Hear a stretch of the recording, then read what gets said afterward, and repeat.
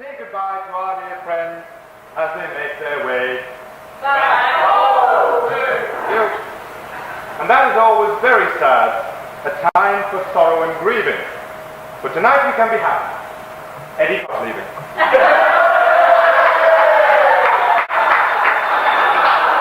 John as well, but he'll return on that our safety bet. And Martin's finally going, but he's had all he's gonna get.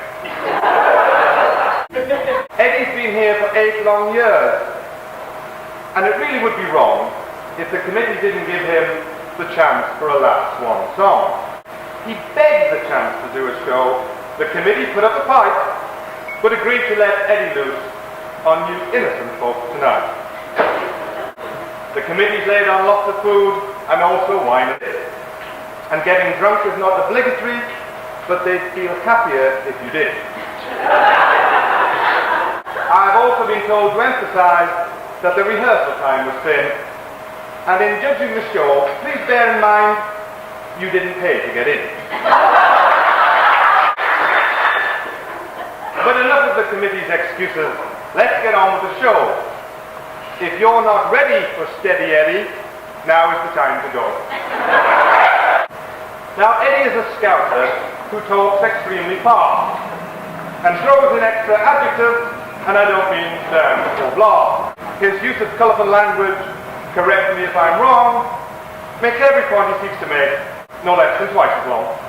The first piece of entertainment tonight is called Communication, which is ironic for Ed, since most of the time I haven't a clue exactly what he said.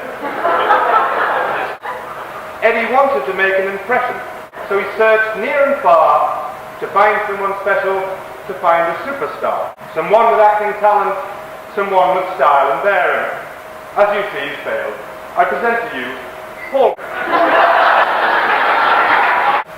Is that for me?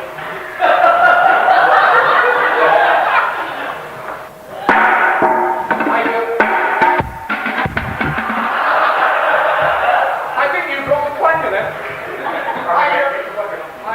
5, 4, 3, 2, 1, action. Shall I start? I wish you would.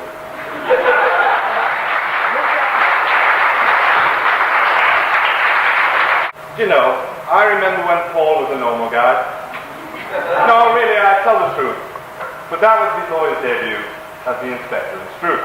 You see, when Paul takes on a character, it's foibles he gains. And when the play is over, quite a lot remains. In a comedy hour and a bit, his cockney view was a joy. But now he says, "Oh, Amos, oi bye, my boy." Remember his Walter Pangborn? That stuck to him like glue. Susie, his wife, gets so upset and still calls her Lindy Lou.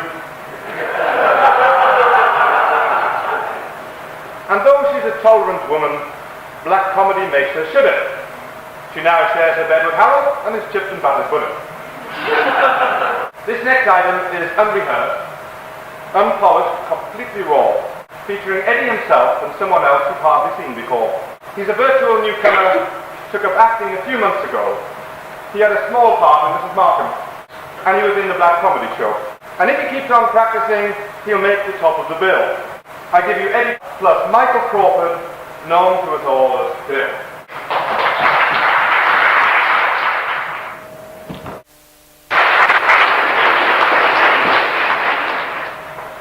Let's review Pete's achievements from a year ago to the day when Michael directed a deep and meaningful play, Charlie Brown's Christmas.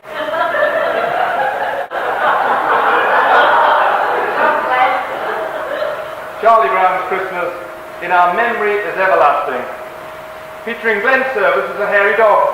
Such wonderful typecasting.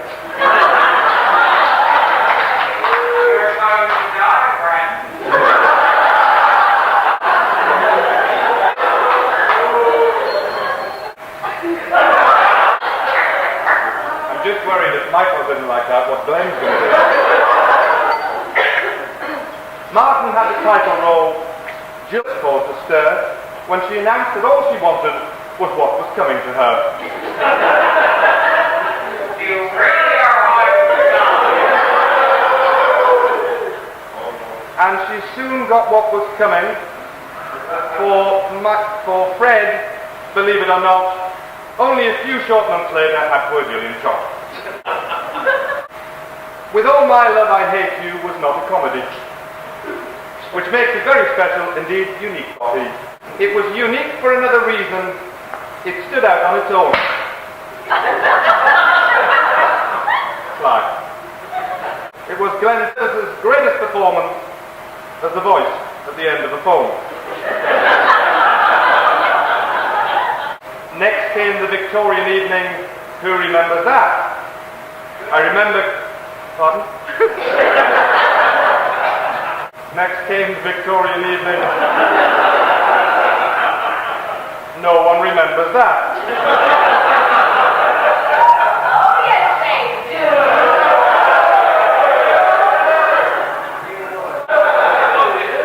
Next came the Victorian evening.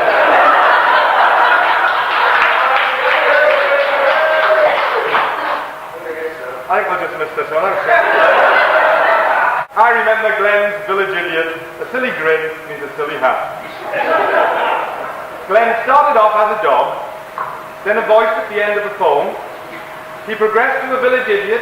Oh, how his talent's grown.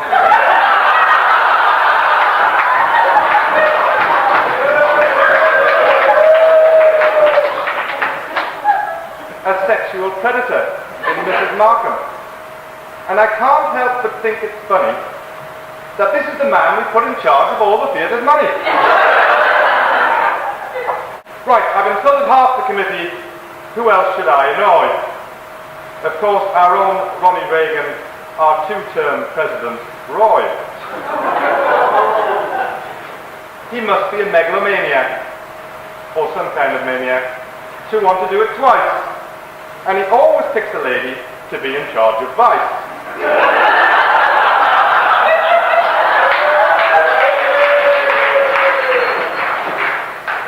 He swapped it, but with the same Christian name. Last year was a Merry Christmas. This year will be the same.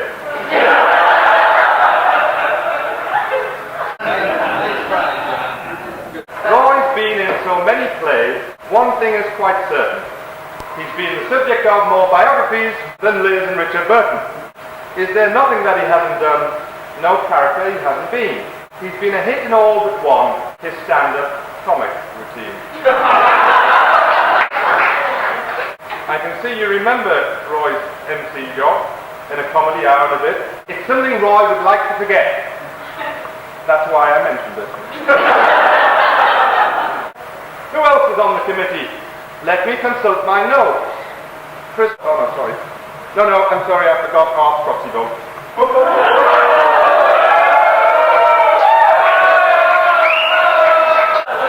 I'm gonna die, right? Democratically, art remains.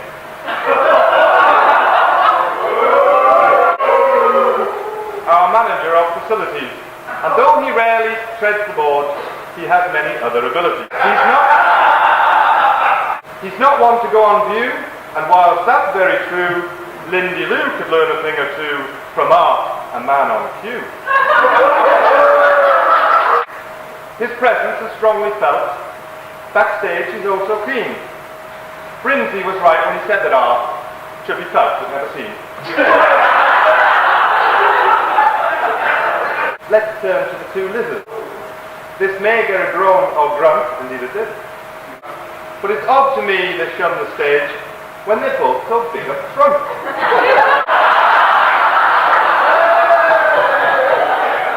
Right, I've insulted all the committee except for one, that's Mark, who switches off when it should be light and on when it should be dark.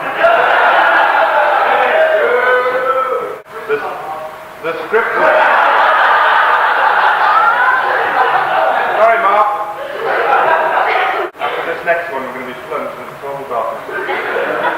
The script was on his side this time, but this I'd like to say, can we be sure he'd get things right when he does a normal play? It's time to... Could we have more light? I can't see the script. It's time to return to the sketches. I've stalled enough already. In a sketch we call The Restaurant, I give you Paul. And Philippa. And Eddie.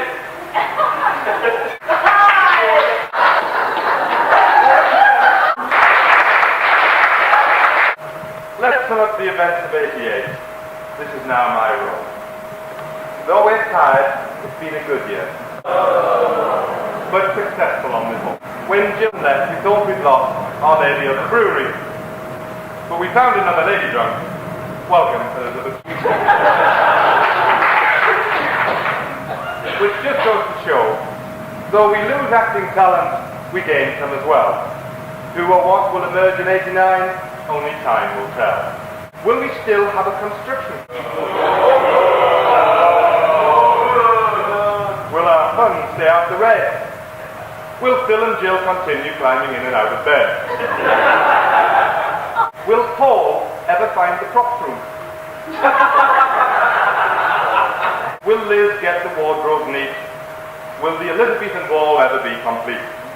Will we ever count security as a true theatre friend? Will we ever get home tonight? Will this poem never end? On behalf of your committee, we hope everyone that's here will be filled with Christmas spirit, Christmas wine and Christmas beer. And I personally hope you're in good spirits and fortified with wine, because some of my remarks here tonight were a somewhat borderline. But it was just good-natured humour, was all I intended, and I apologise to anyone, Michael, Chris, one who feels hurt or offended. You'll no doubt be delighted, because that is almost all. Can we have the Three Stooges back? That's Eddie, Phil, and Paul.